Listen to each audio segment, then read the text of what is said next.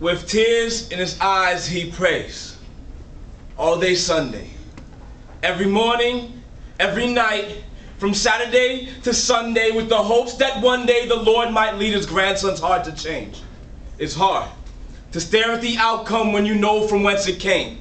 The same way it's hard to stare at the chamber when your where is aimed at point-blank range, another mother's baby slain, breath taken away in the heat of a fiery exchange taken loosely.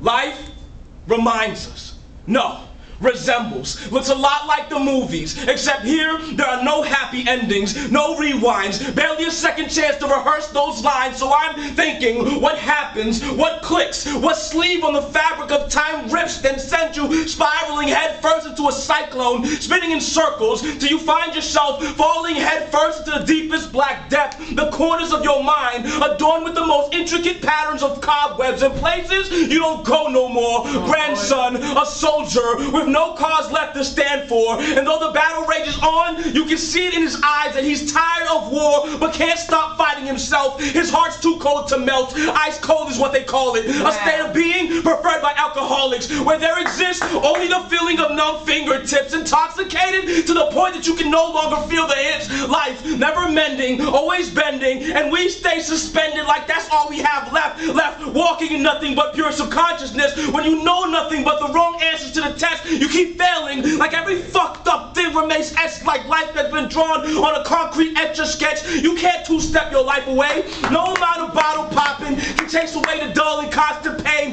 Can't even beg for it to stop, because any minute something is going to pop, and it's usually when you can't seem to get anything on lock, so you beg God to let you cock back the Glock for a sweeter release than one blessed by the hands of God in the solace of night, at those times when nothing feels right but the complete abandonment of hope, the other uselessness of self, the freedom and the thought that you don't even owe it to yourself. What life would it have been to have lived?